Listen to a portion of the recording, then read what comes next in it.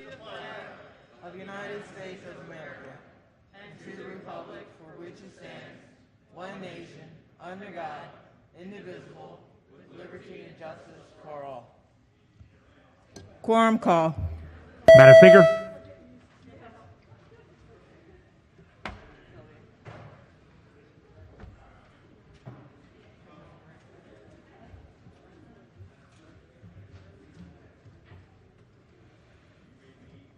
Has everyone recorded their presence? If so, the clerk will take the call.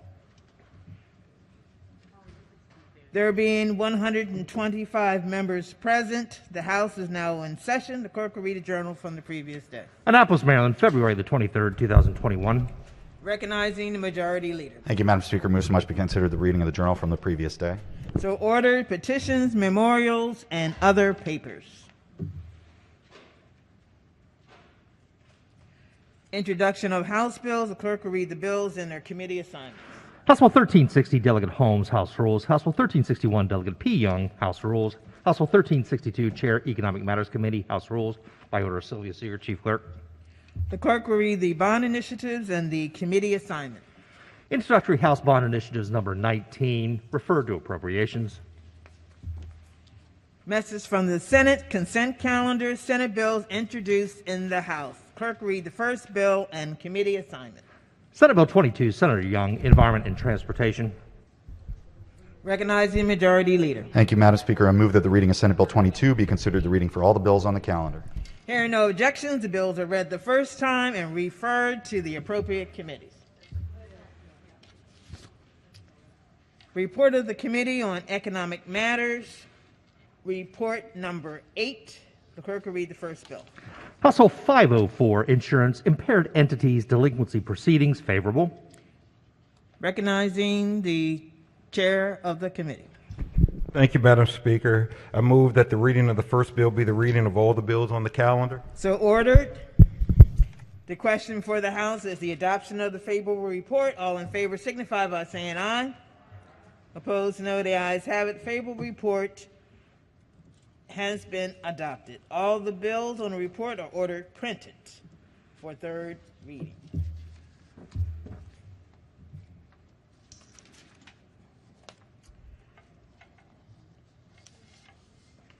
Committee reports. Report of the Committee on Economic Matters, report number 9. Clerk will read the first bill. House Bill 395, Business Regulation, Home Improvement Contracts, Deposits, favor of the amendments. Amendment number 1. Thank you, Madam Speaker. Recognizing the floor leader. Thank you, Madam Speaker. So much be considered the reading of the amendments. So Amendment ordered. number one is technical. Amendment number 2 alters the pay structure of the bill. Please move the amendments. Question for the House is the adoption of the amendment. All in favor signify by saying aye. Opposed, no. The ayes have it. Amendment is adopted. The question now is adoption of the favorable report as amended. All in favor signify by saying aye. Opposed, no. The ayes have it. The favorable report is adopted. Are there any additional amendments to the bill or to its title? Hearing none, the bill is ordered printed for third reading. Clerk will read the next bill. House Bill 397, Electricity and Gas Energy Suppliers Supply Offers, favor of the amendments. Amendment number 1. Recognizing the committee chair. Thank you, Madam Speaker. As amended, House Bill 397 allows a third-party retail supplier of electricity or natural gas to offer to provide service to households that receive certain state energy assistance only if the supply offer is approved by the Public Service Commission. The offer must commit to charging at or below the standard offer service price and may not include a termination fee. Move the amendment. Question for the House is the adoption of the amendment. All in favor signify by saying aye. Opposed, no. The ayes have it. The amendment has been adopted. The question now is adoption of the favorable report as amended. All in favor signify by saying aye. Opposed, no. The ayes have it. The favorable report is adopted. Are there any additional amendments to the bill or to its title? Hearing none, the bill is ordered printed for third reading. Clerk will read the next bill. House Bill 419, Economic Development, Advance Clean Energy and Clean Energy Innovation Investments and Initiatives. Favor of the amendments. Amendment number 1. Recognizing the floor leader. Thank you, Madam Speaker. Move so much to be considered the reading of the amendments. So ordered. Amendment number 1 is technical. Amendment number 2 makes clarifying changes to the role of the center and supported projects. Amendment number 3 clarifies the total funding provided to the Institute and the center in fiscal year 2022. Move the amendments. Question for the House is the adoption of the amendments. All in favor signify by saying aye. Opposed, no. The ayes have it. The amendments have been adopted. Question now is adoption of the favorable report as amended. All in favor signify by saying aye. Opposed, no. The ayes have it. Favorable report has been adopted. Are there any additional amendments to the bill or to its title? Hearing none, the bill is ordered printed for third reading. Clerk, read next bill. House Bill 606, Electricity and Gas Limited Income Mechanisms. Favor the amendments. Amendment number 1. Recognizing the committee chair. Thank you, Madam Speaker. As amended, House Bill 606 is an emergency bill that requires a gas or electric utility company to adopt a limited income mechanism to benefit an eligible limited income customer, subject to the approval of the Public Service Commission and other specified requirements. The mechanism may take the form of a program, tariff provision, credit, rate, rider, or other means to assist an eligible limited income customer to afford utility service. The Public Service Commission must evaluate a mechanism based on certain criteria in the bill. The bill makes a conforming change to the general prohibition against public service companies charging different rates in substantially similar circumstances. In addition to customers whose income is at or below 175% of the federal poverty level, the existing support level for participation in the Electric Universal Service Program and the Maryland Energy Assistance Program administered by OHEAP. The bill authorizes assistance to customers at least 67 years of age who are at or below 200% of the federal poverty level. The bill authorizes the Public Service Commission to designate broader eligibility requirements. A municipal electric utility may, but is not required to, propose a limited income mechanism to assist its eligible customers. Amendment number 1 is technical. Amendment number 2 requires, rather than authorizes, utilities companies to propose limited income mechanisms and allows municipal electric utilities to do so. Amendment number 3 makes similar eligibility changes, adds the 200% of poverty for 67 years of age and older for the EUSP program, reduces to 5 the number of years between arrearages forgiveness payments, but exempts arrearages forgiveness in 2020 and 2021. Move the amendment. Question for the House is the adoption of the amendments. All in favor signify by saying aye. Opposed, no. The ayes have it. The amendments have been adopted. The question now is the adoption of the favorable report as amended. All in favor signify by saying aye. Opposed, no. The ayes have it. Favorable report is adopted. Are there any additional amendments to the bill or to its title? Hearing none, the bill is ordered printed for third reading. Clerk, read next bill. House Bill 641, Homeowners Insurance Weather-Related Claims. Favor the amendments. Amendment number 1. Recognizing the floor leader. Thank you, Madam Speaker. So much be considered the reading of the amendments. Amendment number one is clarifying. Move the amendment. Question for the House is the adoption of the amendment. All in favor signify by saying aye. Opposed, no. The ayes have it. The amendment has been adopted. The question now is the adoption of the favorable report as amended. All in favor signify by saying aye. Opposed, no. The ayes have it. The favorable report has been adopted. Are there any additional amendments to the bill or to its title? Hearing none, the bill is ordered printed for third reading. Clerk will read next bill. House Bill 969, Home Energy Assistance Critical Medical Needs Program, Power to the People Pilot Program. Favorable. Question for the House is the adoption of the favorable report. All in favor signify by saying aye.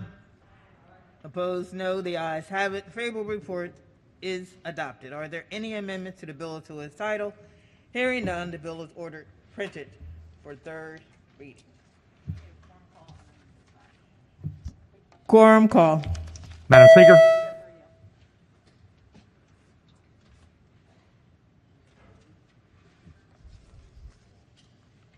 Clerk will take the call. There being 135 members present, the House is still in order. Madam Speaker, I missed the quorum call. Thank you. Madam Speaker, I also missed it. My button did not work.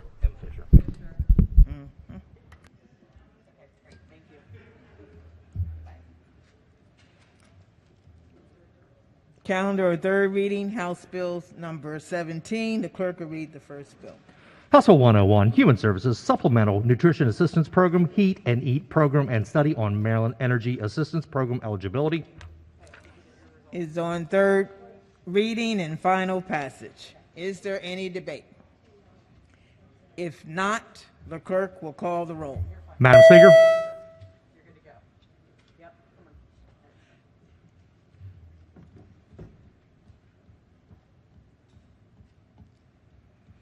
Has everyone recorded their vote? Does anyone care to change their vote? If not, the clerk will take the call. There being 117 votes in the affirmative, House Bill 101, having received a constitutional majority, is declared passed. Clerk will read the next bill. House Bill 127, Maryland Paint Stewardship. Is on third reading and final passage. Is there any debate? Recognizing the minority whip. Thank you, Madam Speaker. Floor leader, please. Hey, question, is this a paint tax? No. It's a fee on paint, so I thought we Yes. were told that fees were taxes by Martin O'Malley.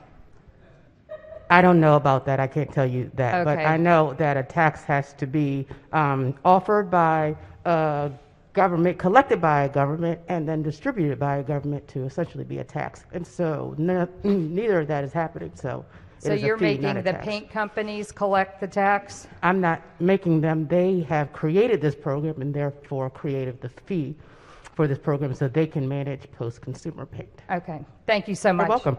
I'll be voting against this paint tax. I think we're taxed enough, and Martin O'Malley is the one that told us a fee is a tax. Is there any further debate? If not, the clerk will call the roll. Madam Speaker.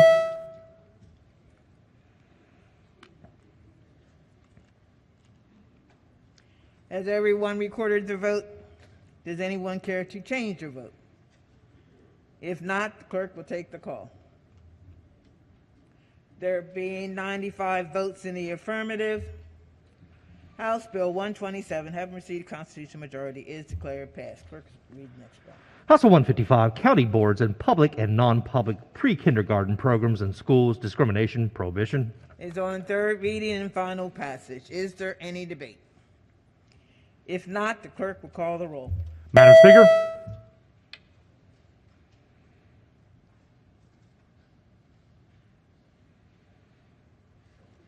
Has everyone recorded their vote? Does anyone care to change their vote? If not, the clerk will take the call. There being 93 votes in the affirmative, House Bill 155, having received a constitutional majority, is declared passed. Clerk will read the next bill. House Bill 205, Public Schools Provision of Menstrual Hygiene Products Requirement. Is on third reading and final passage. Is there any debate? Madam Speaker, Recognize the gentleman from Frederick. would the floor leader please rise for a quick question? Chair of the committee. Sure. Just on, I don't know if it's a typo. I try to read all the bills before I vote on them. But on page 2, it says menstrual products in one middle school boys' bathroom. And I just wanted to make sure that's not a typo. It is not. Okay. So just it's the intent of the General Assembly to put menstrual products in a boys' bathroom in middle school. There are some young kids who identify by a different gender than you might expect, and they might be boys who are biologically female using the boys' bathroom, and we need to have them in there so we can include all of our students in the state of Maryland. Thank you for that clarification. Thank you, Madam Speaker. Is there any further debate? If not, the clerk will call the roll. Madam Speaker.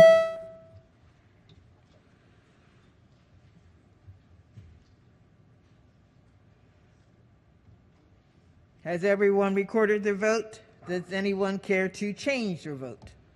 If not, clerk will take the call.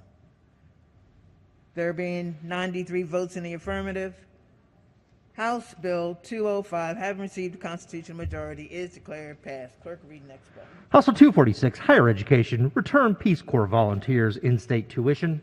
Is on third reading and final passage. Is there any debate? If not, the clerk will call the roll. Madam Speaker.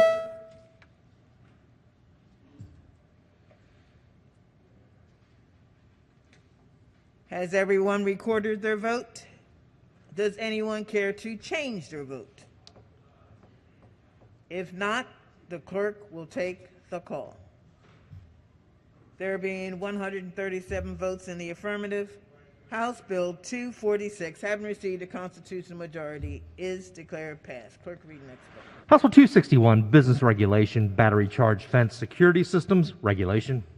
Is on third reading and final passage. Is there any debate?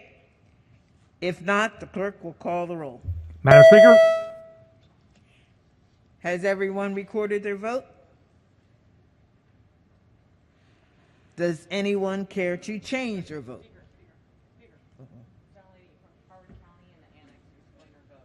Okay. Gentlelady from Howard County to explain her vote in the annex.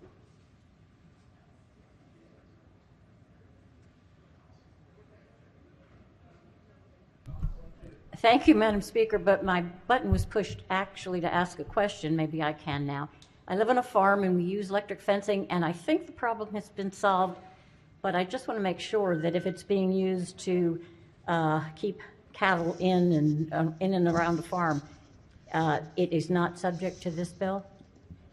This is the third reading. You can explain your vote. I can't get an answer to the question? Just explain your vote. We're on third reading. Well, thanks anyway.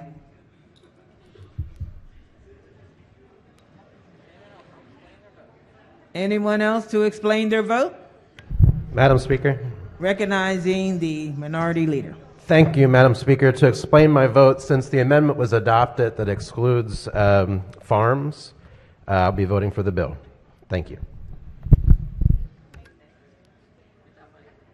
Any other explanations of their vote? Okay. Hearing none, the clerk will take the call. There being 122 votes in the affirmative, House Bill 261, having received a constitutional majority, is declared passed. Clerk will read next. House Bill 460, Transfer with Success Act. Is on third reading and final passage. Is there any debate? If not, the clerk will call the roll. Madam Speaker. Has everyone recorded their vote? Does anyone care to change their vote? If not, the clerk will take the call. There being 137 votes in the affirmative, House Bill 460, having received a constitutional majority, is declared passed. Third reading calendar, House Bills number 18. Clerk will read first bill. House Bill 465, State Superintendent of Schools, Qualifications and Senate Confirmation. Is on third reading and final passage. Is there any debate? If not, the clerk will call the roll. Madam Speaker.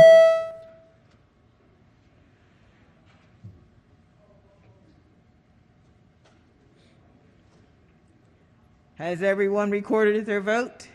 Does anyone care to change their vote? If not, the clerk will take the call. There being 98 votes in the affirmative, House Bill 465, having received a constitutional majority, is declared passed. Clerk will read the next bill. House Bill 482, Horse Racing, Maryland Bred Race Fund Advisory Committee Membership and Registration of Horses. Is on third reading and final passage. Is there any debate? If not, the clerk will call the roll. Madam Speaker.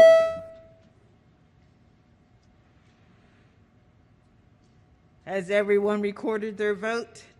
Does anyone care to change their vote? If not, the clerk will take the call. There being 138 votes in the affirmative, House Bill 482, having received the constitutional majority, is declared passed. Clerk, read next bill. House Bill 483, towing or removal of vehicles reclamation hours. Is on third reading and final passage.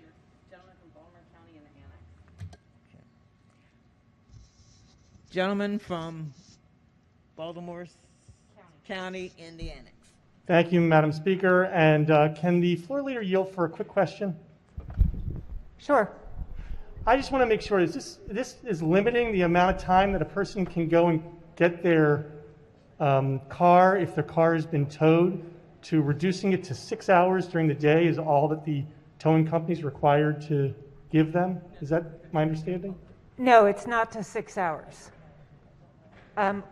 Currently, for private tow companies, the law says it has to be 24 hours, and we heard a lot of testimony in committee about violence that happens during the mid-morning hours, and so they came to us requesting a change in the law. So right now, people can pick up their cars from 6 o'clock in the morning to midnight.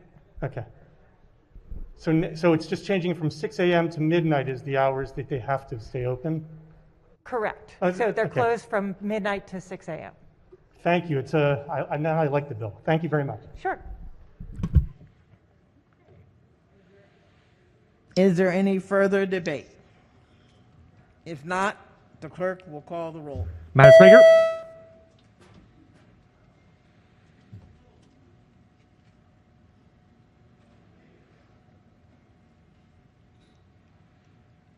Has everyone recorded their vote? Does anyone care to change their vote? If not, the clerk will take the call.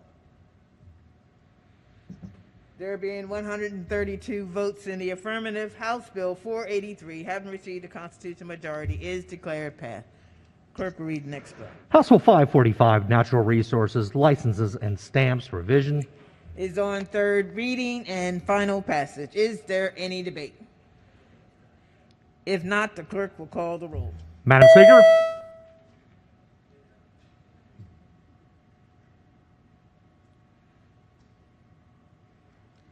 Has everyone recorded their vote? Does anyone care to change their vote? If not, the clerk will take the call. There being 135 votes in the affirmative, House Bill 545, having received the constitutional majority, is declared passed. Clerk, read next bill. House Bill 563, local government animal control facilities, adoption fee waiver for veterans, Pets for Vets Act of 2021. It's on third reading and final passage. Is there any debate? If not, the clerk will call the roll. Madam Speaker?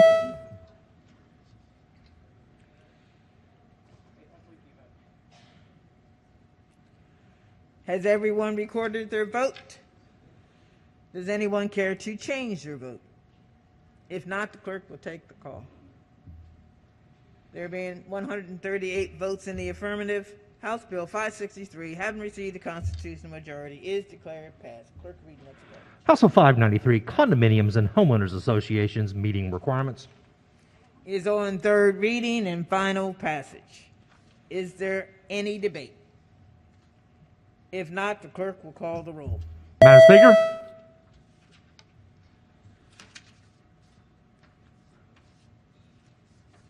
Has everyone recorded their vote? Does anyone care to change their vote? If not, the clerk will take the call. There being 118 votes in the affirmative, House Bill 593, having received a constitutional majority, is declared passed.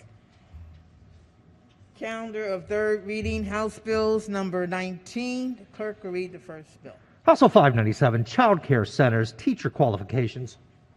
Is on third reading and final passage. Is there any debate? If not, the clerk will call the roll. Madam Speaker?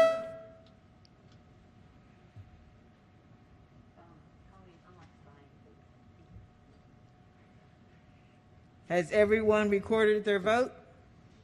Does anyone care to change their vote? If not, the clerk will take the call. There being 137 votes in the affirmative, House Bill 597, having received the constitutional majority, is declared passed. Clerk, read the next bill. House Bill 610, homeowners property tax credit eligibility of a surviving family member. Is on third reading and final passage. Is there any debate? If not, clerk will call the roll. Madam Speaker.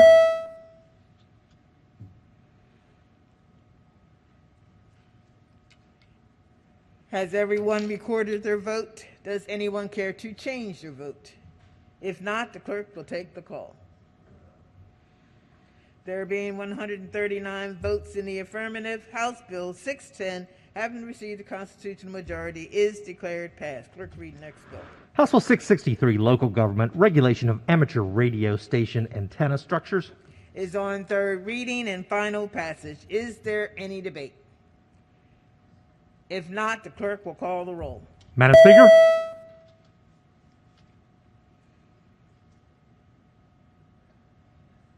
Has everyone recorded their vote? Does anyone care to change their vote? If not, the clerk will take the call. There being 137 votes in the affirmative, House Bill 663, having received the constitutional majority, is declared passed. Clerk, read the next bill. House Bill 738, election law, certificates of candidacy and ballot questions, revisions. Is on third reading and final passage. Is there any debate? If not, the clerk will call the roll. Madam Speaker.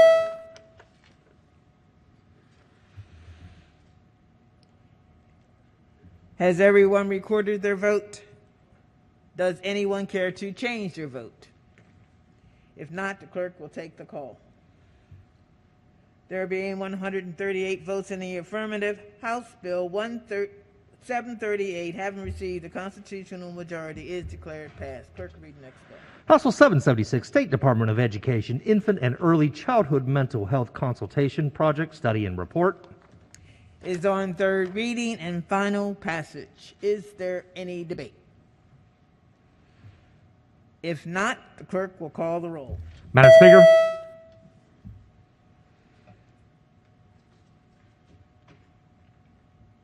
Has everyone recorded their vote? Does anyone care to change their vote? If not, the clerk will take the call. There being 138 votes in the affirmative, House Bill 776, having received the constitutional majority, is declared passed. Clerk will read the next bill. House Bill 844, State Retirement and Pension System Fiduciary Insurance. Is on third reading and final passage. Is there any debate? If not, the clerk will call the roll. Madam Speaker.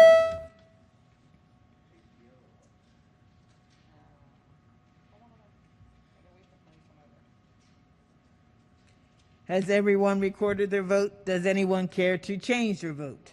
If not, the clerk will take the call. There being 138 votes in the affirmative, House Bill 844, having received the constitutional majority, is declared passed.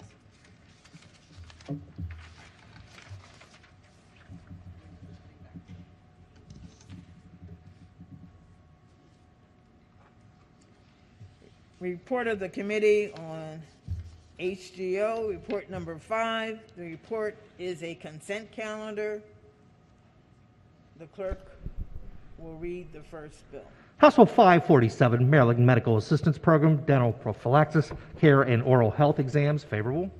Recognizing the committee chair. Thank you, Madam Speaker. I move that the reading of the first bill be the reading of all the bills on the calendar. So ordered. The question before the House is the adoption of the favorable report. All in favor signify by saying aye. Opposed, no. The ayes have it. The favorable report has been adopted. All the bills on the report are ordered printed for third reading.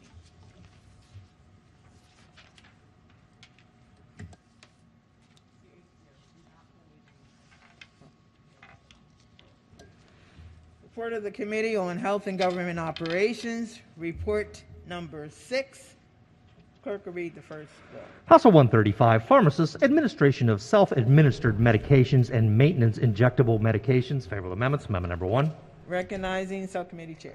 Thank you, Madam Speaker. Be so much considered the reading of the amendments. So ordered. Thank you. Amendment number 1 makes the bill an emergency measure and changes the title. Amendment number 2 requires the regulations to establish procedures for notifying the patient about payment for services. Amendment number 3 makes clarifying changes. Move the amendments. Question for the House is the adoption of the amendments. All in favor signify by saying aye. Opposed, no. The ayes have it. The amendments have been adopted. The question now is adoption of the favorable report as amended. All in favor signify by saying aye. Opposed, no. The ayes have it. Favorable report is adopted. Are there any additional amendments to the bill to its title? Hearing none, the bill is ordered printed for third reading. Clerk will read the next bill. House Bill 257, Maryland Commission on Civil Rights, Employment Discrimination, Reporting. Favorable amendments. Amendment number 1. Recognizing subcommittee chair. Move so much be considered the reading amendments. So ordered. The amendments are technical in nature. Add other appropriate agency to the bill. Move the amendments. Question for the House is the adoption of the amendment. All in favor signify by saying aye. Opposed, no. The ayes have it. The amendment is adopted. The question now is adoption of the favorable report as amended. All in favor signify by saying aye. Opposed, no. The ayes have it. Favorable report is adopted. Are there any additional amendments to the bill to its title? Hearing none, the bill is ordered printed for third reading. Clerk will read the next bill. House Bill 429, Pharmacists, Required Notification and Authorized Substitution, Lower Cost Drug or Device Product. Favorable amendments. Amendment number 1. Recognizing the subcommittee chair. Thank you, Madam Speaker. Move so much be considered the reading of the amendments. So ordered. Amendment number 1 is technical. Amendment number 2 clarifies that whether the consumer will be charged less will be based on the consumer's prescription drug benefit or formulary, if the benefit or formulary is readily available, and clarifies that the notice requirement may be fulfilled by maintaining a record that indicates the patient has been notified in writing or orally. Move the amendments. Question for the House is the adoption of the amendment. All in favor signify by saying aye. Opposed, no. The ayes have it. The amendment has been adopted. The question now is adoption of the favorable report as amended. All in favor signify by saying aye. Opposed, no. The ayes have it. Favorable report is adopted. Are there any additional amendments to the bill to its title? Hearing none, the bill is ordered printed for third reading.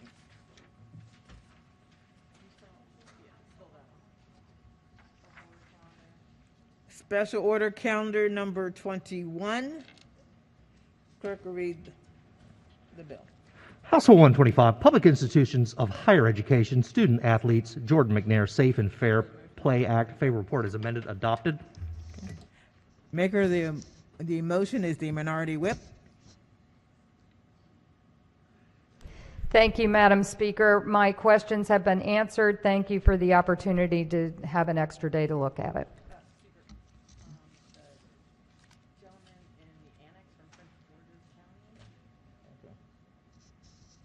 The gentleman in the annex from Prince George's County.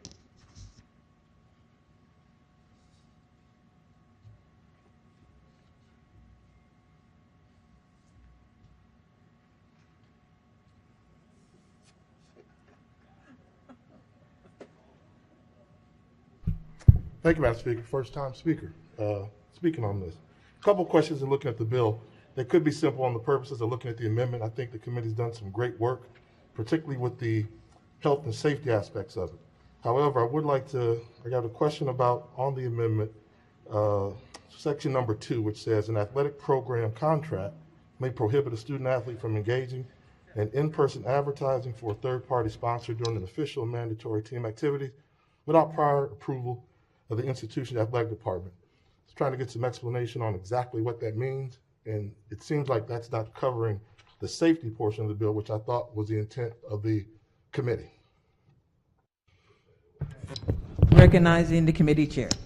Thank you, Madam Speaker. The floor leader is in the annex, so I'd like to special order this bill and the amendment till the end of this. No problem. Thank you. No, till the end of this session.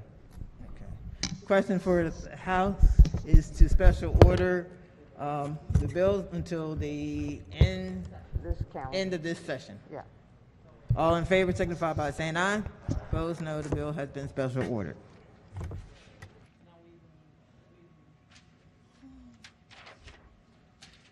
Report of the Committee on Ways and Means, report number 10. Clerk will read the first bill.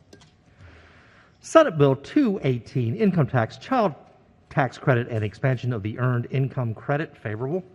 Question for the House is the adoption of the favorable report. All in favor signify by saying aye. Opposed, no. The ayes have it. Favorable report is adopted. Are there any amendments to Bill to its title recognizing the minority whip? Thank you, Madam Speaker. I have some questions on the bill. We have amendments that we've ordered. They are not here yet, but because it's a Senate bill, we will be offering them tomorrow and potentially more. So I see the floor leaders over in the corner. Nice to see you. Good morning. Good morning. So does the bill include potential recipients of the earned income tax credit plus additional money beyond what people have paid in taxes to people here in violation of federal immigration laws? Well, good morning, and thank you for the question. So this legislation would allow Maryland taxpayers who file their taxes using an individual taxpayer identification number and ITIN to be eligible for the earned income tax credit. Currently, under federal and state law, someone has to file their taxes using a social security number. Now, contrary to popular belief, it's not just U.S. citizens who have a social security number. The federal government actually issues social security numbers to a number of other immigrants, including green card holders and people who have work authorization. So ITIN filers would include both immigrants with legal status as well as potentially some undocumented immigrants. But they absolutely are all taxpayers who are filing their taxes and who work and live in the state of Maryland. But my question was, there are people included in this that are in violation of federal immigration laws. To which you did say yes. Is that correct? It does include undocumented immigrants, but ITIN filers also include immigrants with legal status. Of course, but that wasn't my question. Thank you. Would those individuals, some of them, possibly be subject to deportation? Some of the folks that this money will be going to, could they be subject to deportation? I mean, that's really more of a federal question. I can't answer that. All I can say is if people are paying their taxes and working here and have a low enough income to be eligible for the tax credit, they would qualify. I will note that it also includes some U.S. citizens who live in mixed status families who are getting excluded currently under the earned income tax credit. Yes, thank you. That was not my question. These ITIN recipients will not get any federal EIT tax refunds because that is prohibited. Is that correct? The federal government prohibits that?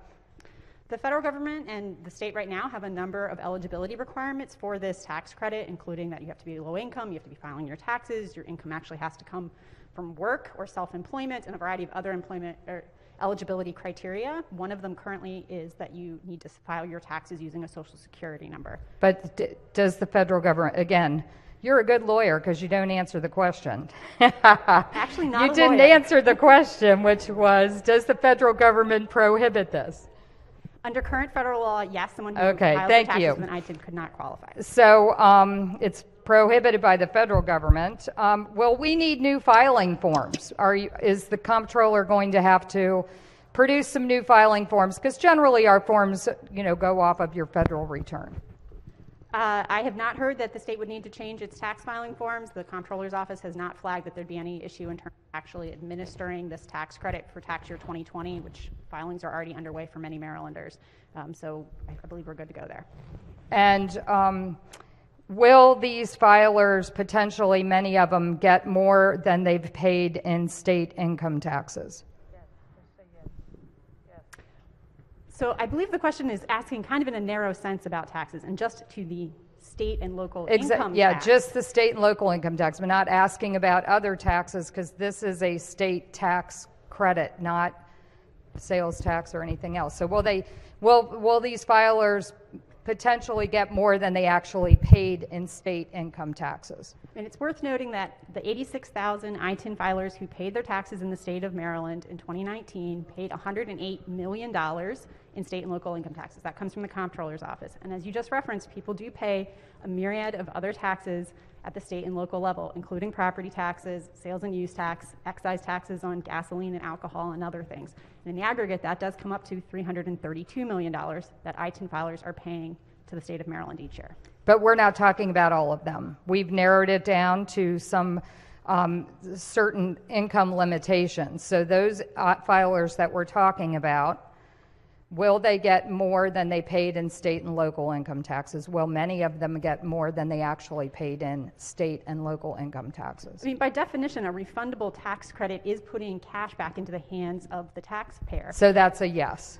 Well, we offer this for a number of other programs. Well, yeah, it's just a yes or no. So, I mean, I pay sales tax in Virginia when I visit. Doesn't mean anything that I should go to Virginia and get a sales tax credit.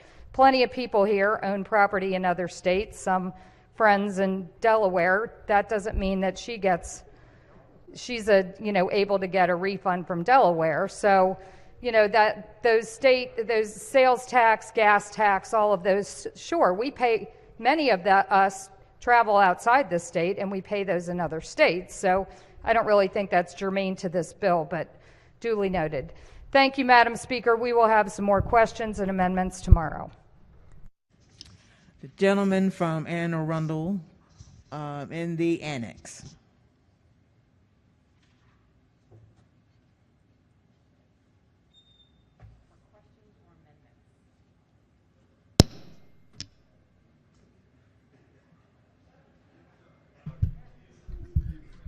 Thank you, Madam Speaker. Would the floor leader rise for question, please?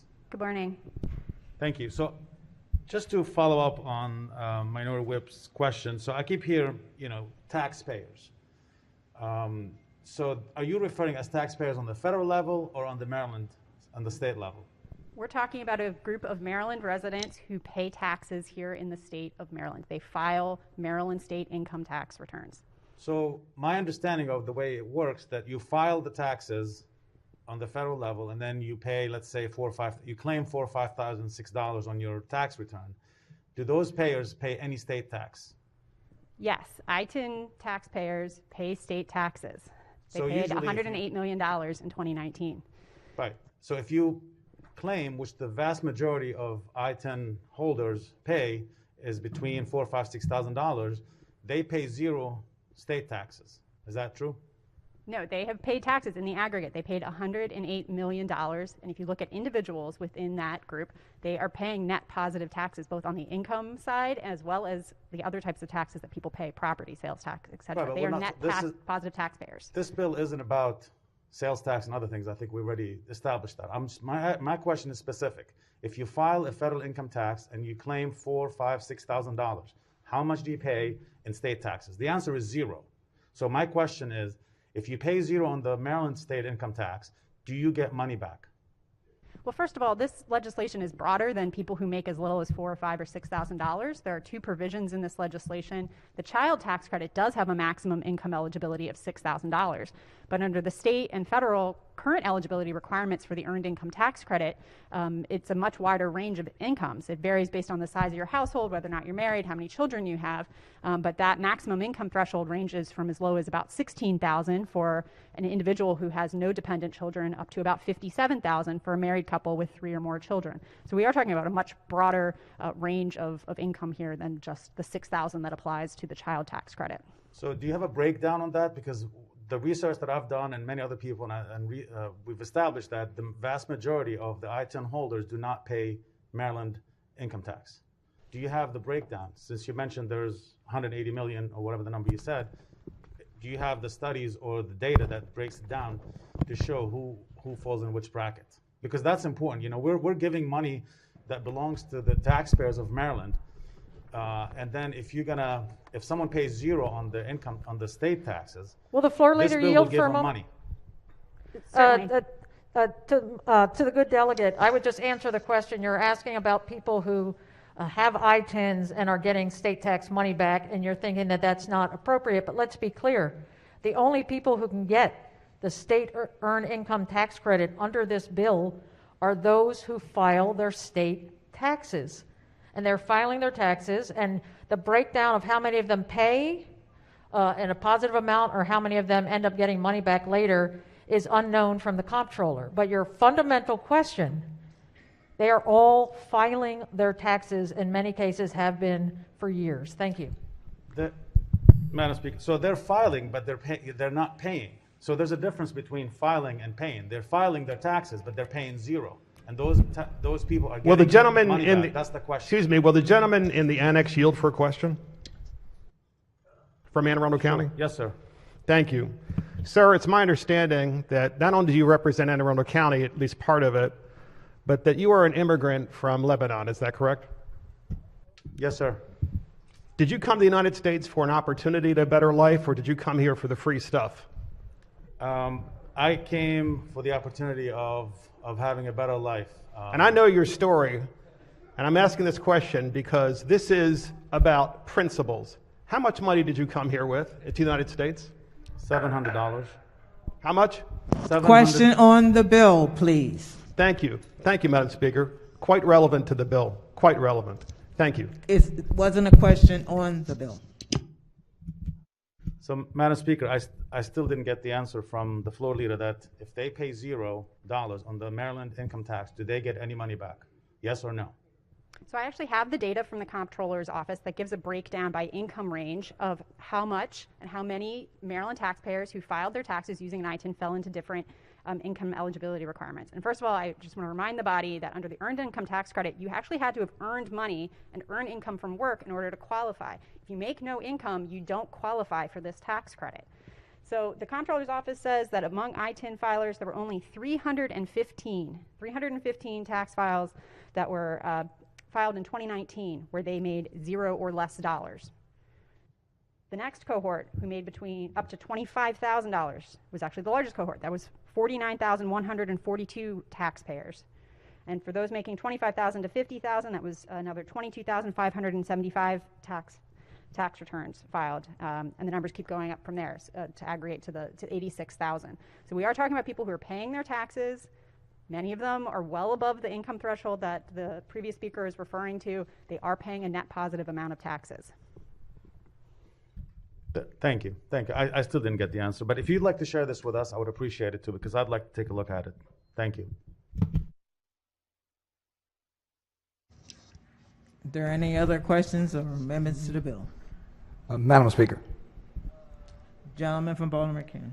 This is, you say on the amendment, I'm sorry, you're just on the bill in general.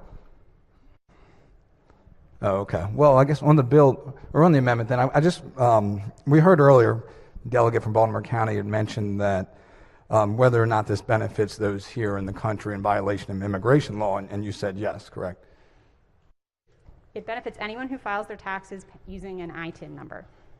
Okay, so I guess my concern with this bill is, for example, it wouldn't benefit, it could be a very middle class family of Marylanders who have done everything by the book here, maybe a couple kids, but they have a mortgage, they have, you name it, BG&E bills, they have bills all across the spectrum, and a couple kids, everybody knows how much that adds up. So they would not benefit from this bill at all. And they may not, they're just lower middle class because of how expensive the price of living is. They do not benefit, but the people you said that are paying the ITIN, but again, we agree that they could be here in violation of immigration law, are going to benefit. So is it in your opinion that this type of bill will continue to attract people in this state who are in violation of immigration law? I will remind the body that the Earned Income Tax Credit is an existing tax credit that many Marylanders are already claiming. In 2019, 422,000 Marylanders benefited from the Earned Income Tax Credit. And those are people right now who have a Social Security number, which, as I mentioned before, include both citizens, U.S. citizens, as well as certain immigrants. But for mixed status families, they're the ones getting cut out. So there actually are U.S. citizens, especially children, who have been cut out of the Earned Income Tax Credit because their parents file with an ITIN. And as you mentioned, these are low-income working families who are suffering through this pandemic.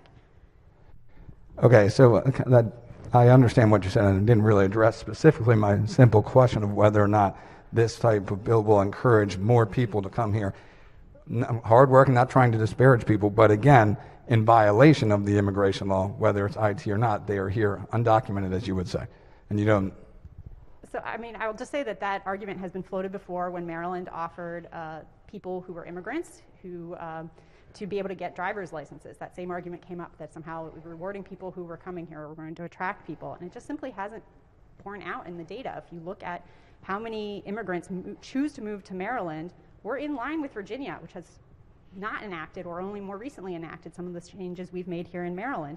And actually there's much higher growth rates in immigration in other surrounding states, including West Virginia, Pennsylvania, and Delaware. So Maryland has not had any unusual growth in terms of the immigrant population here because we've passed bills like this. Okay, that's another argument. We can agree to disagree, but I appreciate your answers. Thank you. Madam Speaker. Question, Beth. Gentleman from St. Mary's. Thank you, Madam Speaker. Earlier, I was just listening to the floor debate. Did you say how many filers actually filed zero? Do you have that information? Yeah, according to the Comptroller's Office in 2019, it was 315 people out of 86,000. So 315 people, they're obviously going to get more money than they paid in because they paid in zero, correct? No, because they made nothing, they don't qualify for this tax credit. You have to have actually earned money and paid taxes to qualify for this. So the tax credit, how much money is it in total volume? Under this legislation or what the state currently is paying on the earned income tax Under credit? this legislation. Yeah. Because when we were debating it a few weeks ago, it was $30 million per year that was, I believe, in the COVID relief package. How much total money is it now? Well, that's a little bit of an apples to oranges comparison because what was proposed, the amendment to the Relief Act that was before this body a couple of weeks ago, was not to allow ITIN filers to get the earned income tax credit. That was to allow them to get a stimulus payment like other people who claim the earned income tax credit I understand. getting. So that's the difference in the 30 million. The fiscal note on this bill is 65.6 million for fiscal year 2021, but that includes two different tax credits, both child tax credit and So $65 million that we used to collect that we're not going to collect in the future from the state perspective. Because I'm just rationalizing this because I believe a couple of weeks ago we had a Netflix tax. Digital download tax was $120 million, and now this brand new tax credit's about $65 million a year. So half the revenue that was created from that tax is now going to this tax credit, correct?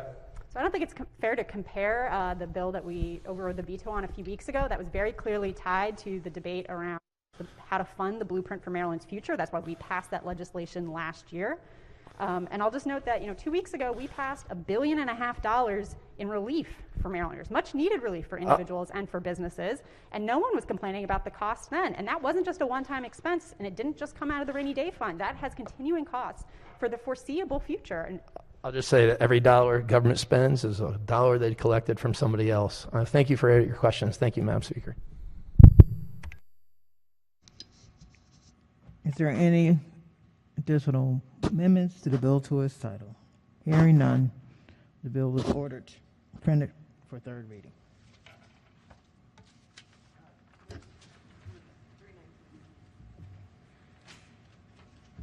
Special order calendar number 22. Clerk will read the first bill. House Bill 319, Local Tax Relief for Working Families Act of 2021. Favor report is amended, adopted. The maker of the motion is the gentleman from Talbot County in the annex.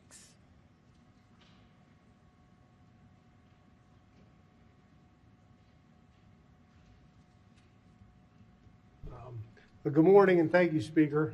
I've got an amendment. I've got a couple questions for the floor leader, if that'd be okay. Good morning. Greetings.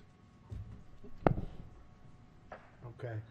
So this bill, HB 319, it deals with the county income tax. Is that right? That's correct. And the county income tax, what do we call that? It's the county income tax. Yeah, but isn't there like something else we call it? People refer to it. Is it like piggyback? Some folks refer to it as that, yes. Okay, I just want to make sure. I'm not a tax expert, and I didn't want to kind of speak out a phrase. And I understand what the bill does as far as creating a progressive county income tax, a progressive piggyback tax. We make a joke about progressive taxes. All taxes are progressive, right? But but it's interesting, colleagues. When you say piggyback tax, I can't remember the last time we had a discussion about the county income tax. It's always the piggyback tax. It actually is kind of neat to say. So you all try it. Say piggyback, right? Who doesn't like a piggyback? A piggyback is a great thing. You learn it when you're a child. Let's do a piggyback. We're going to take the kids around. Piggyback is a great thing. Everybody likes piggyback. The problem is piggyback here is associated with an income tax, and most people are completely unaware of what that county income tax is. So, I'll get right to the amendment for everybody. It's 713120. Amendment number 1. So this amendment simply requires any jurisdiction that takes advantage of the authority created by this bill to adjust their piggyback tax. Say that, piggyback tax. And everybody says piggyback. Well, it just requires the jurisdiction to take that tax and put it on referendum. So the voters in the county, the jurisdiction, have the opportunity to vote that tax up or down. And it's a very simple amendment. It promotes transparency. The people who are paying this piggyback tax deserve the right to know that their piggyback tax is being changed. It's very simple. It's not controversial. There's no competition for me to say piggyback as many times as I can today. It's just a fun word to say. This is a positive, good government amendment. It's transparency. You talk about taxes. We just had a debate on taxes and paying taxes. This is the will of the people. They have the right to have a voice, or at least have knowledge of when their taxes are being adjusted. Government, I think, is guilty in one regard, in that the county income tax is not something that's widely understood or widely appreciated.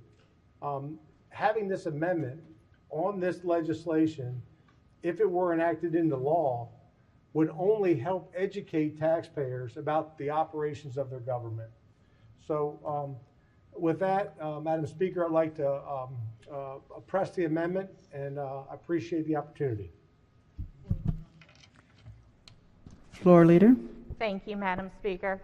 Colleagues, I would urge you to resist this amendment. We do not impose this requirement on our local governments currently, and there's no reason to start now.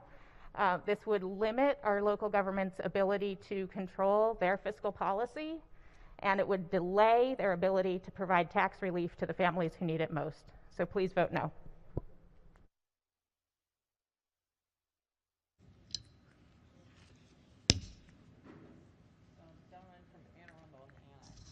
Gentleman from Anne Arundel in the annex.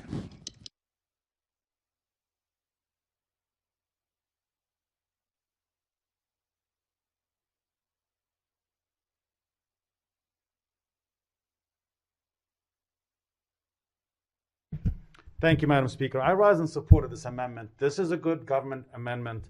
I believe that the citizens, we the people, should have a say in whether our taxes go up or go down.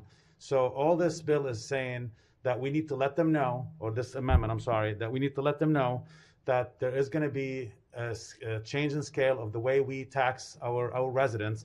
And honestly, if we don't pass this amendment, it's actually one way of government being dishonest and a little sneaky by trying to push in a quick little bill that puts the power in the hand in my particular county in 7 people instead of 600,000 people. So I urge the body to support this amendment. Thank you. Floor Leader. Thank you, Madam Speaker. There is no ability for any county to adjust their tax rate without going through the proper public process to adopt the tax rate by resolution or ordinance. So there's no ability to sneak through any change.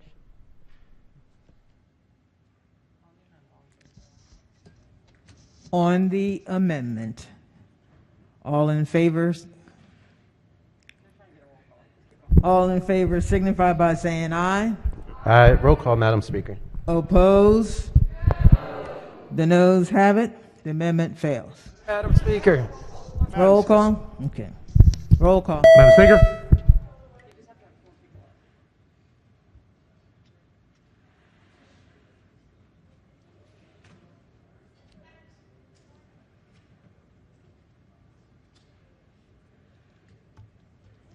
Clerk will take the call. The amendment fails. Are there any additional Madam Speaker? recognizing the minority leader? Thank you, Madam Speaker. I have an amendment at the desk.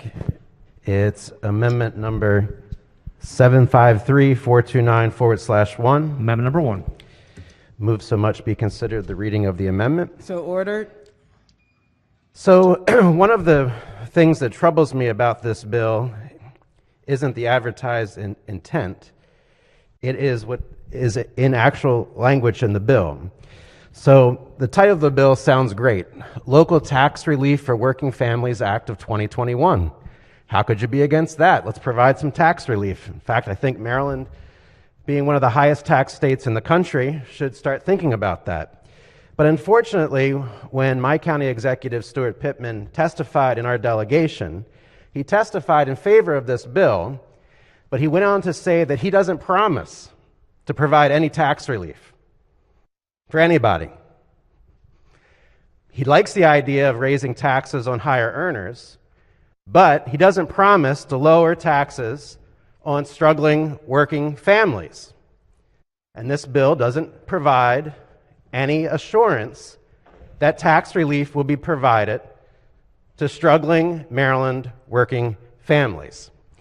So what this amendment does is it says that you may not increase an income tax rate for a higher income bracket without reducing an income tax rate for a lower income bracket in a manner that it, to the extent practicable, results in the changes being revenue neutral. So if this isn't about raising taxes, which I suggested it really is, if this isn't about raising taxes in Maryland again, then this amendment makes sense. If we really want to provide tax relief for struggling seniors, struggling families, frankly, we've got a tax problem in this state, whether you want to acknowledge it or not. People flee Maryland at retirement. Small businesses will be taxed under this bill. I don't know if you realize it or not, but many Maryland business owners file their taxes through their income, their personal income. So if I'm a business owner and you raise that tax bracket, you're taxing small businesses. There's no assurance that this bill will lower taxes on Marylanders without this amendment. So, Madam Speaker, I think this is a very important amendment if we're being honest about what this bill does to provide some assurance that taxes will actually go down for a single Marylander. So I move the amendment. Thank you. Floor leader. Thank you, Madam Speaker. Colleagues, again, I would urge you to resist this amendment. This is enabling legislation. It is giving our county governments the ability to offer tax relief to the families who need it most. We should not be restricting the existing authority of our county governments to manage their own fiscal policy. I urge you to vote red. Recognizing the minority whip. Thank you, Madam Speaker. A question for the floor leader. Whip. Oh, sorry. She got up first. Thank you, Madam Speaker. You used an interesting word, enabling, and this is a great amendment to stop enabling the counties and city from raising taxes. So if this is really local tax relief for working families, let's do that. Let's make sure that any tax increases are offset and help our working families. This is a great amendment. I urge you to vote green. Recognizing floor leader. Thank you, Madam Speaker. We can enable our local governments to adjust to a bracketed income tax rate. We do not need to take away their existing authority. Maker of the amendment. Thank you, Madam Speaker. If the floor leader would be so kind to just answer again. Without this amendment, do you acknowledge that this bill may result in no one's taxes being reduced and some people's taxes increasing? Existing state law creates that possibility, not this bill. Well, the trouble I have is the title of the bill is local tax relief for working families. So is there anything in this bill that would assure there would be any tax relief for working families without raising taxes on others?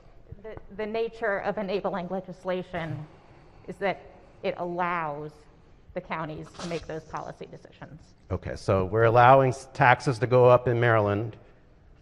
Is that true? This bill gives counties the ability to impose taxes at a bracketed rate to provide relief for those families who need it most. Thank you.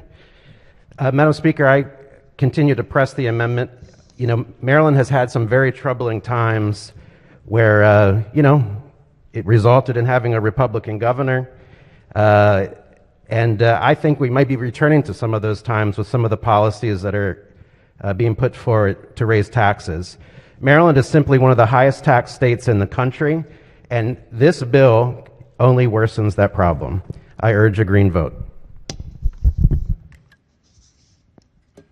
Any further debate? On the amendment, all in favor signify by saying aye. Opposed? Roll call, Madam Speaker. Roll call. Madam Speaker?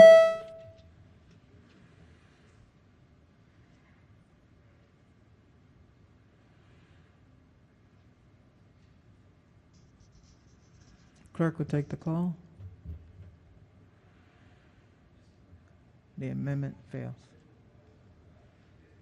Are there any additional amendments? Bill to its title. Hearing none, the bill is ordered printed for third reading. 655.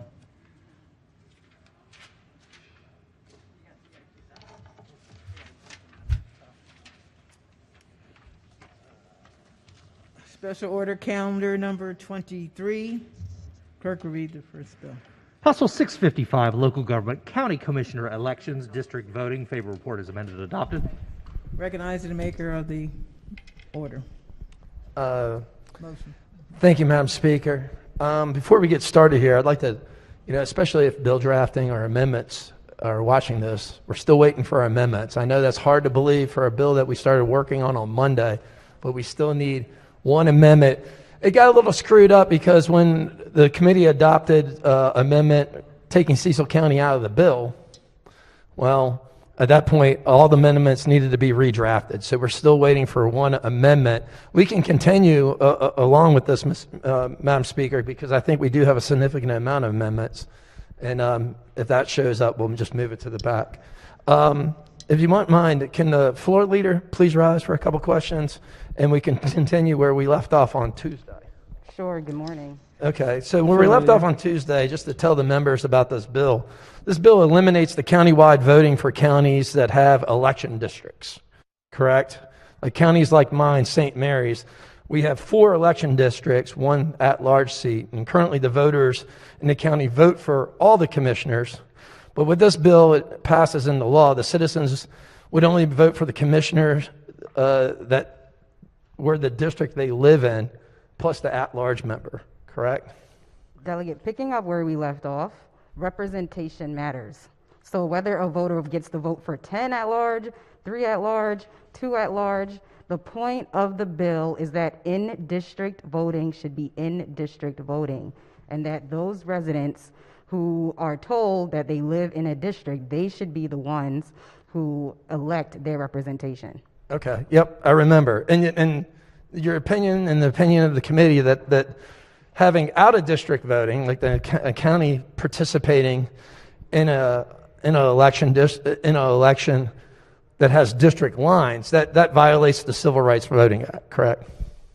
It could possibly, yes. Yeah. Okay, Madam Speaker, I got an amendment at the desk. Amendment 4322-6/1. Amendment number 1. So be considered reading the amendment. So ordered.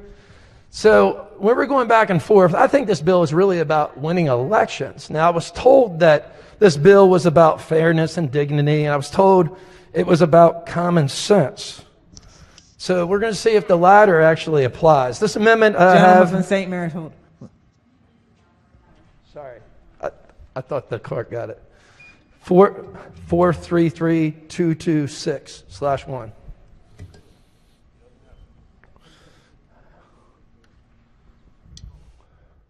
Four three three 226. Got it? Got it. Awesome. You know, I thought it was about fairness and dignity and common sense. This amendment, House Bill 655, should apply to the entire state in just about every election. So the amendment that I have at the desk draws in counties with their school board elections. Because if in-district voting is, we're saying that's right, then the entire state should participate in it. So what happens when you draw in school board districts? The counties that are affected read Calvert, Cecil, Garrett, Queen Anne's, St. Mary's, Somerset, Talbot, Worcester, and believe it or not, Montgomery County. Now, I was kind of surprised when I heard that the deep blue Montgomery County actually has the same exact elections that we have and the rules that we have in St. Mary's for their school boards. Currently, the school board members in Montgomery County, there's 8 members, 1 student member, 2 at-large members, and 5 members from inside districts voted on by the entire county. It's surprising that the last election, the woman running in District 2 actually got more votes than the person running at large. So if we're going to fix this, we need to fix this for everyone in the state. If this is truly a problem, and the problem is with the system, because I'm sure some of my colleagues are going to jump up and say, well, the school board races are nonpartisan. Well, I asked the question on Tuesday, was this a partisan bill? The answer was no. It doesn't make a difference that the races are nonpartisan. This is about election districts and votes occurring from across the entire county, when in the rules of the bill say it's going to be district only.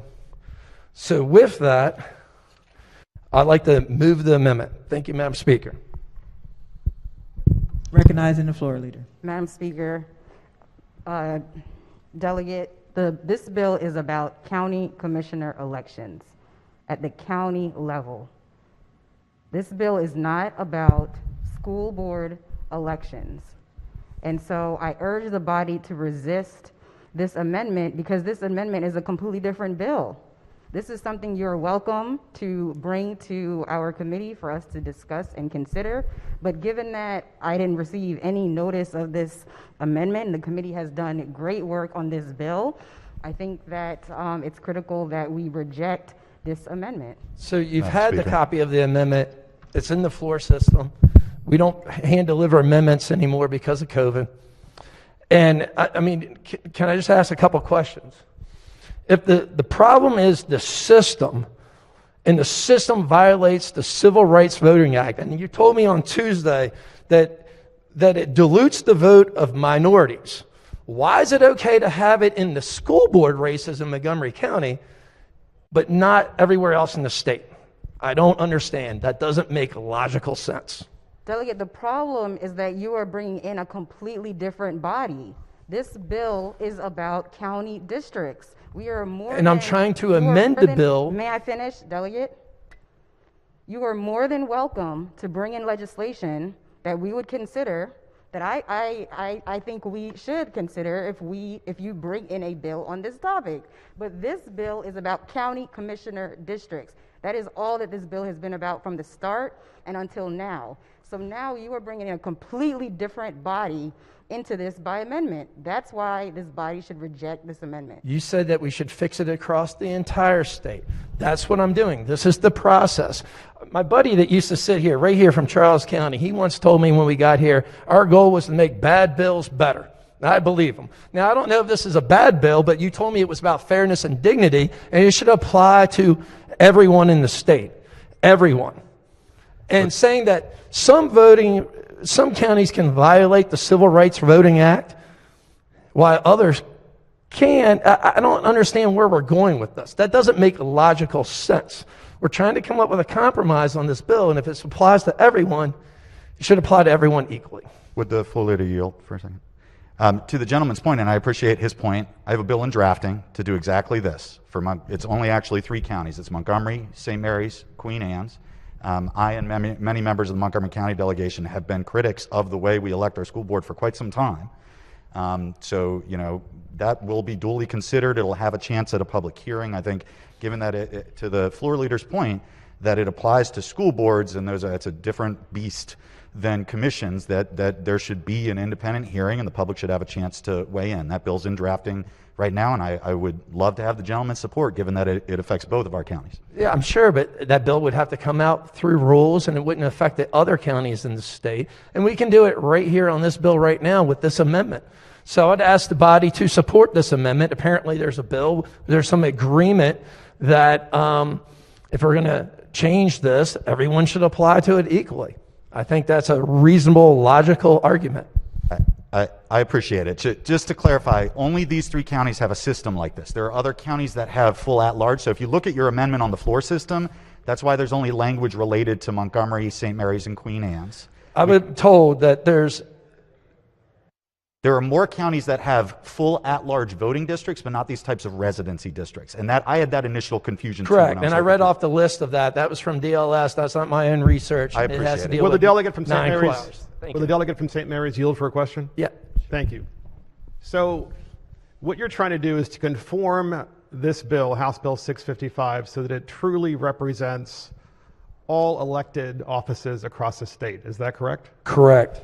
Is it also correct now, delegate, that in Montgomery County, of all places, they currently aren't following the very rule they're trying to impose on St. Mary's County? Is that correct? That is correct.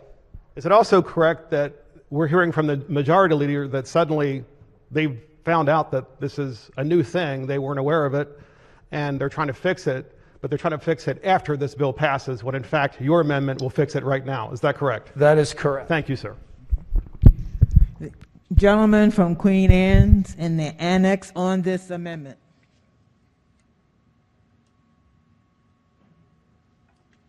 Thank you, Madam Speaker. On the amendment, I guess based on this bill that we're talking about, my county, I think I said this the other day, my county went through a referendum on this a few years ago.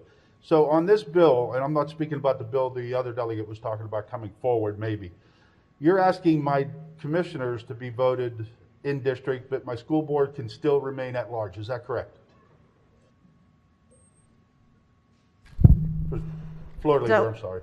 Delegate, once again, and for everyone in the body, this legislation came in as a county commissioner district bill. That is what we're dealing with on this bill. With all due respect, my county went through this. We went through this challenge. We looked at it, we put it to the voters. You're changing that to say that I'm going to now have people able to vote for just 2 votes for commissioners, yet they're going to have five votes for the school board. And I'm going to have to explain that back in my district. I find the amendment to be a very good amendment. So I rise to support the amendment. Thank you. Madam Speaker. Gentleman from Caroline. I just want to remind this body that a couple years ago, I know all of us weren't here, but we passed a sweeping school construction bill. I don't know if you all remember that. I served on the Knott Commission for almost 2 years, and it was a great compromise. It was an awesome compromise that we made. I was ready to vote for that bill. Right? Do you all remember showing my frustration here on the floor? I was going to vote for that bill. And literally the very last minute, after all the public hearings, our committee offered an amendment that completely changed how funding is going to be done. It's going to go from the Board of Public Works to IAC. I couldn't vote for that bill at that point. That amendment completely changed that bill, and it had nothing to do with the intent of what we were trying to do for the last the 2 years prior to that. So we have a precedent already set forth by this body that we will take amendments that has little or nothing to do with the intent of the bill. However, this amendment has everything to do with it. As far as theme, has everything to do with it. If we're going to be consistent, let's treat our boards of education the same way we're going to treat our county commissioners. Madam Speaker. Recognize the gentleman from Frederick. Will the floor leader rise for the 10th time? Thank you. Thank you, Delegate. Now, I appreciate your comments about the original bill. And, you know, you're saying, look, this is a bill about county commissioners. But in reality, this is a bill about voter integrity.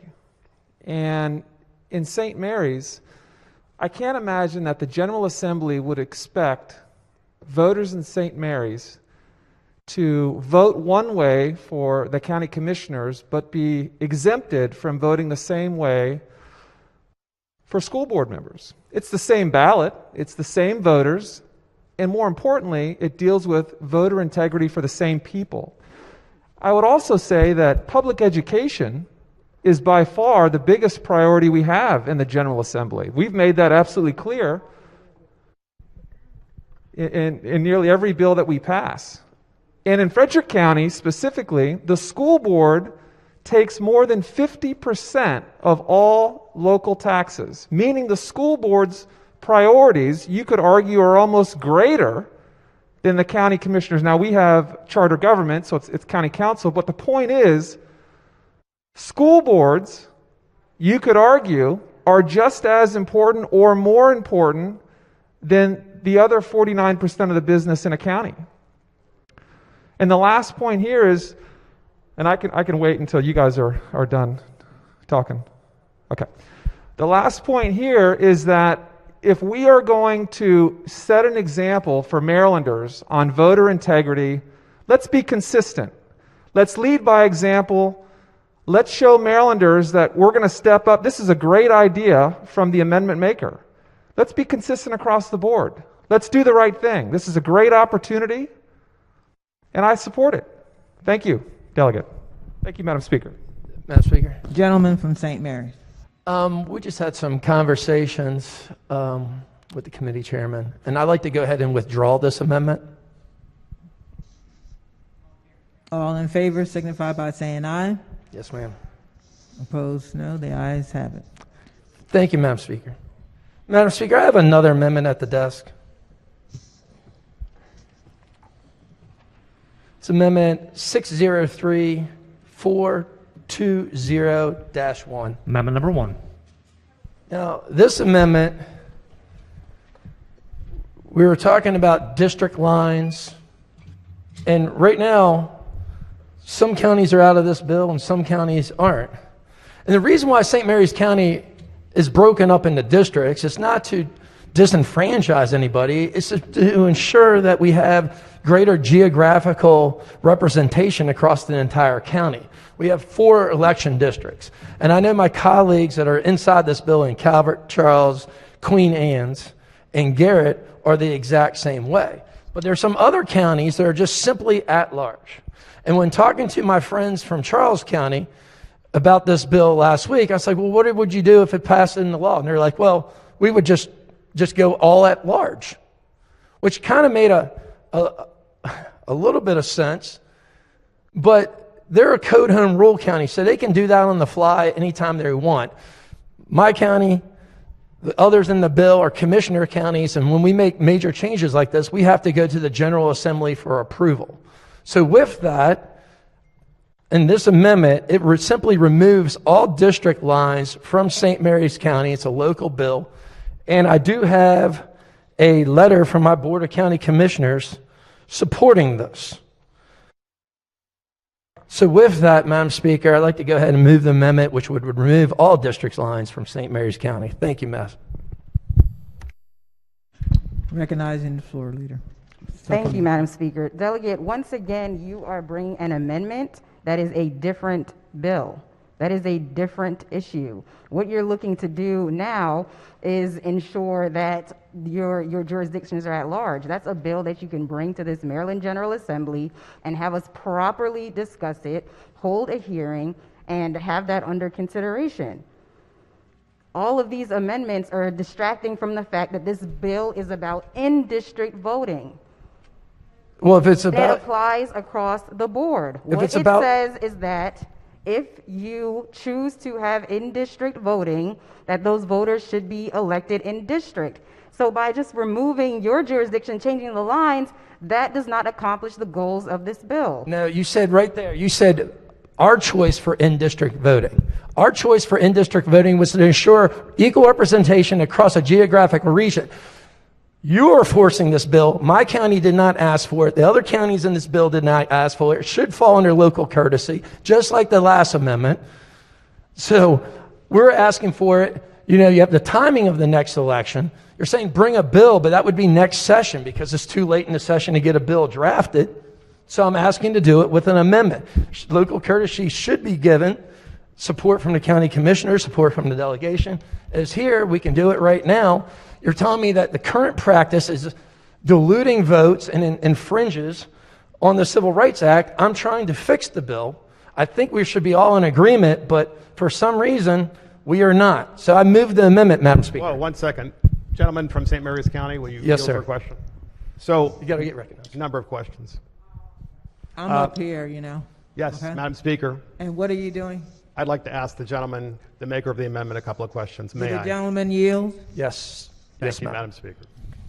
So when you came here to the House of Delegates, was it represented to you that as the representative of St. Mary's and head of the St. Mary's County delegation, that you could change local laws at the state level with the proviso that you had support of your county commissioners and the support of your delegation? So the General Assembly has a long history of local courtesy, and that's how, and generally, most bills have been applied. Correct. Got it. So in this particular case, do your county commissioners support this bill as House Bill 655 They as currently do not. written? They currently do not support the bill, but they do support this amendment. They support your amendment. How about your delegation? The delegation does not support the bill, but they do support the amendment. So according to local courtesy, Madam Speaker, and ladies and gentlemen, the same local courtesy that was always provided to you and that we have provided to you across the aisle, we're asking that you provide us the same thing. And this is the first time in my 10 years in the House of Delegates that I've seen anything like this. And you know it's wrong. Withdraw this bill. Thank you. With that, I move the amendment, Madam Speaker.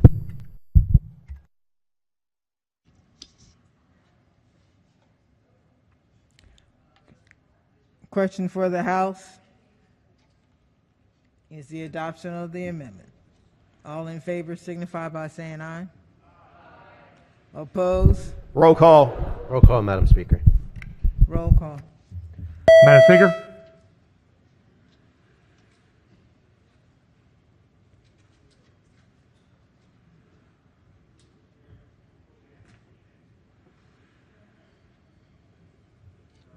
Clerk will take the call. The amendment fails. Is there any additional amendments to the bill to this item? Gentleman from Western Maryland.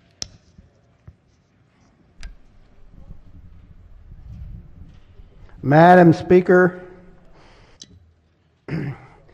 may I ask the floor leader to rise for a question, please?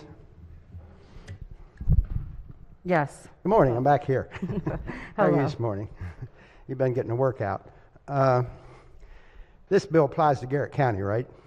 Yes, correct. And does it only apply to the elected office of county commissioner? Correct. Do you know how many county commissioners Garrett County has? I have it in my notes. I can tell you. Well, in a they have second. Or three. you, or you can So tell we have, me. We have three commissioner election districts. Yes. Do you know how they currently vote in Garrett County? And what does this bill do to change the way we conduct our elections in Garrett County? All of the voters countywide get to vote on the three districts.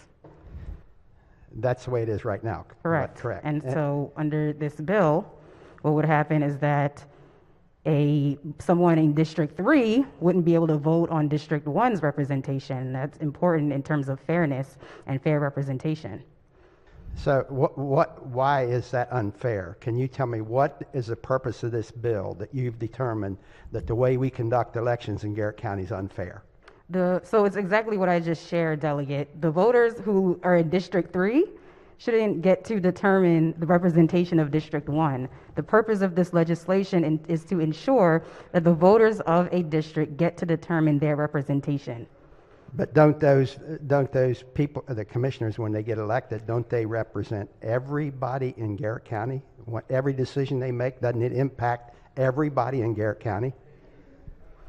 Well, what the bill is about, again, Delegate, is that because there are districts, the voters in that district, in terms of them being fairly represented in the particular issues of their jurisdiction, when everyone gets a say, those voters don't get to determine their own representation for their jurisdiction.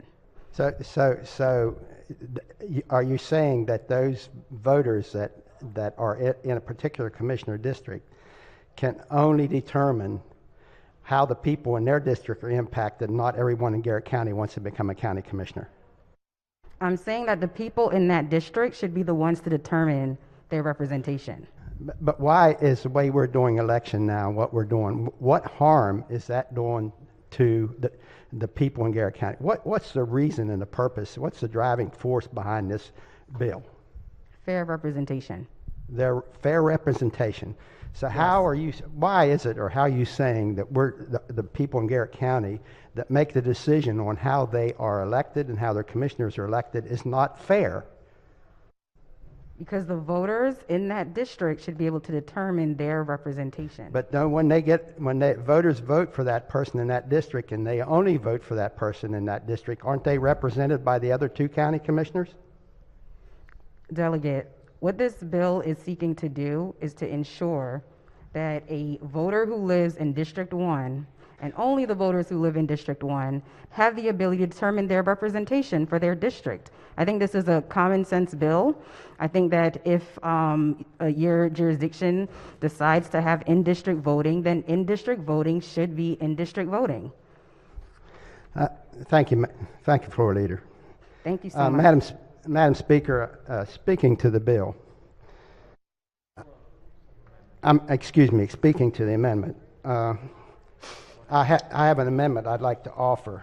So I would like to offer an amendment number 0655/773922/1. Amendment number 1. Be so much considered the reading of the amendment, Madam Chair. So ordered. Speaking to the amendment, Madam Speaker and this body, I am the only member of this House that represents Garrett County. I've represented Garrett County now. I'm in my 4th term. Prior to representing Garrett County, I was a county commissioner. I think I understand our county very well. I've lived in Garrett County most of my adult life. I'm 5th generation Garrett County, and I really, really think that what you're doing here is not fair to the people of Garrett County. How we handle elections in Garrett County right now is that we have 3 county commissioner districts. Garrett County is a big county. As a delegate in Garrett County, I got to drive from the furthest point north to the furthest point south is about 50 miles, and from the furthest point east and the furthest point west is about 50 miles. So in addition to representing all the people in Garrett County, I represent about 1/3 of Allegheny County. In the Senate side, we have one senator that represents Garrett County, and he's represented for a long time. Several years ago, there was an attempt to change the way we conduct commissioner elections in Garrett County. There was a gentleman that grew up in Garrett County, went away and worked out of the county until he retired, and he came back, and he ran for office and was unsuccessful, so then he put in a campaign to change the form of government, the way we elect county commissioners in Garrett County, to a charter form of government. It went to referendum, was overwhelmingly defeated. We only have 29,000 people in Garrett County, a little over 29,000, right around 30,000. So we have a lot of small towns. So if this bill would pass, probably what we would end up doing in Garrett County would go to the same method selecting commissioners that they have in Allegheny County, which means that that would go to everyone would run at large in the county for the 3 county commissioners. Most of the population in Garrett County is in Oakland and Mountain Lake Park. I live in my hometown, and my current town, even though I don't live in town, I live 9 miles from that town, is Accident, has 200 some people.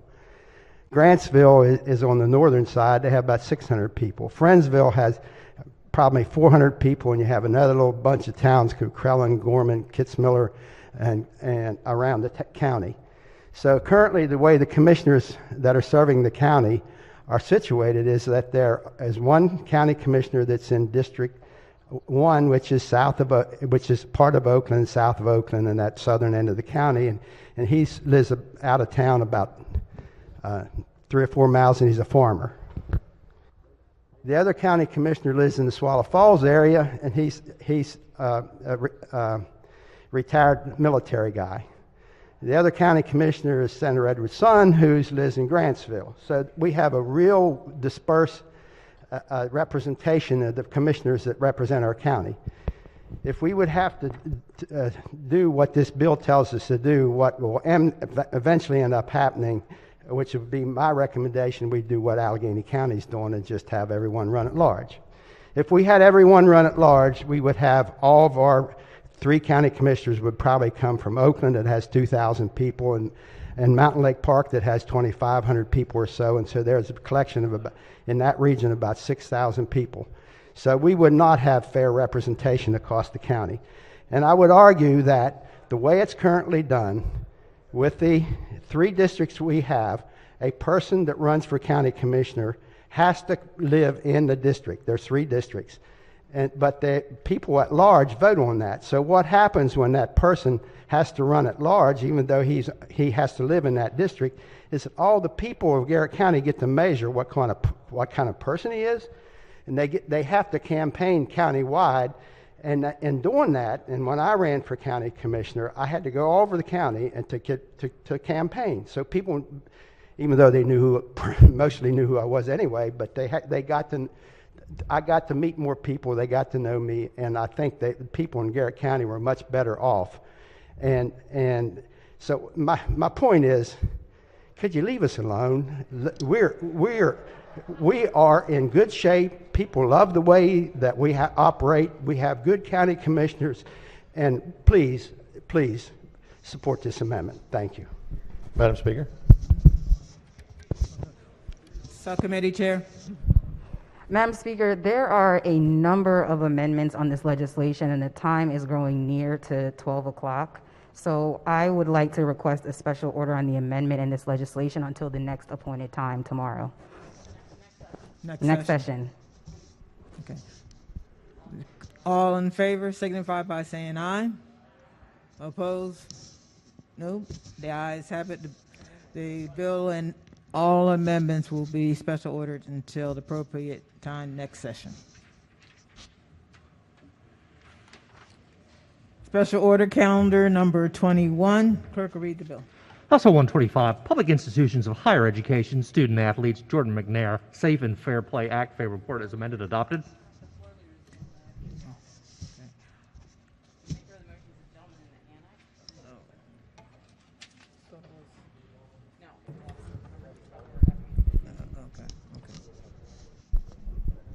Chair made the motion. Madam Speaker.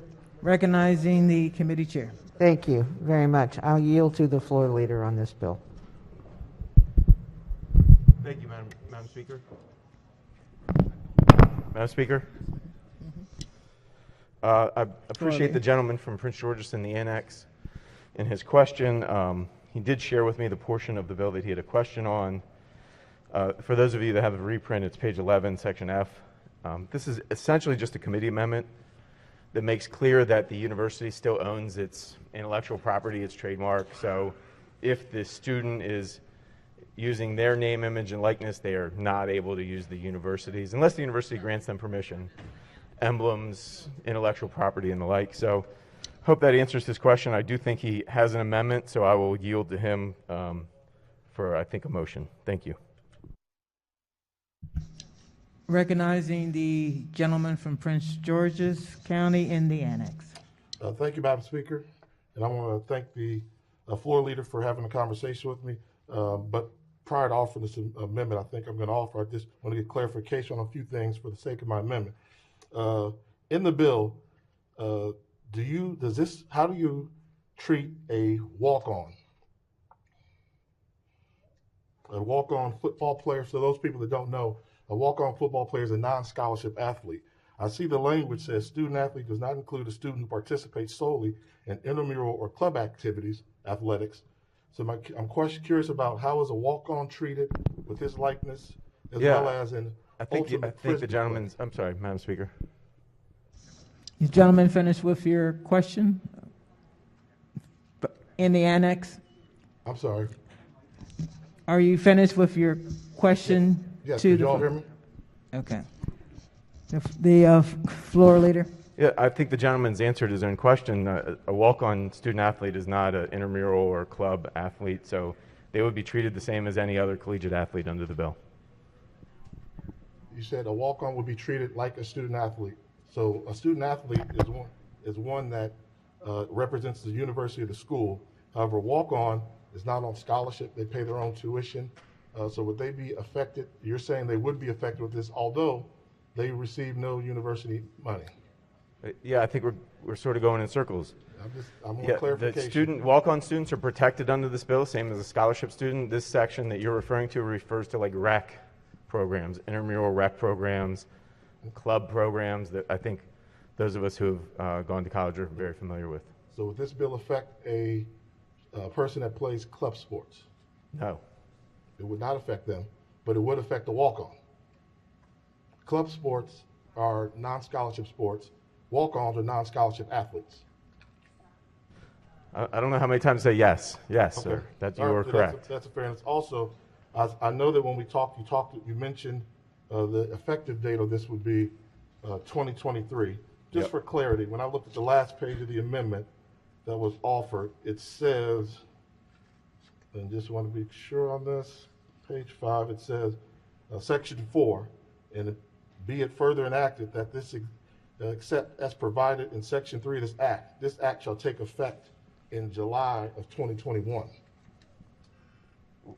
There are two sections of the bill. The name, image, and likeness that I think the gentleman has been referring to throughout the bill takes effect in 2023, and that was by amendment, and that was by design because there are 30 states who currently are considering this bill, and we believe that 2023 is a date that many can gravitate toward, given the fact that California, Nebraska, and several other states have already passed this bill and are coming online in 2023. So that was an amendment done intentionally by the committee. It also puts us behind Florida that comes online in 2021. This health, safety, and welfare standards in the bill do take effect immediately. So they are two separate sections of the bill. That's what I want to know. Thank you.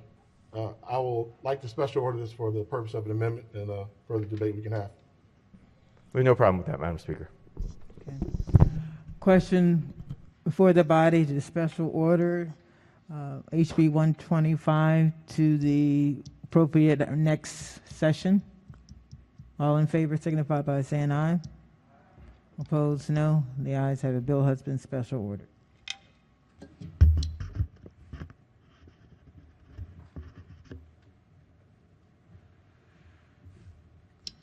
That ends the work at the desk. All committee bill hearings are listed on the Maryland General Assembly website. Quorum called before adjournment. Madam Speaker?